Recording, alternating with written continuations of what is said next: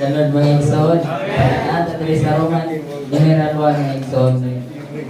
And I occupy together and easy to repent mga igsoon. Ang ato din pag-share dahil sama sa atong mga classmate mga igsoon about sa pulong sa Ginoo mga igsoon. Mara na rin siya aquarium mga igsoon. Mara na siya isda nga na sa aquarium mga igsoon. Nga kita mahimong fisherman o kita magdala diya. Kita magdala diya.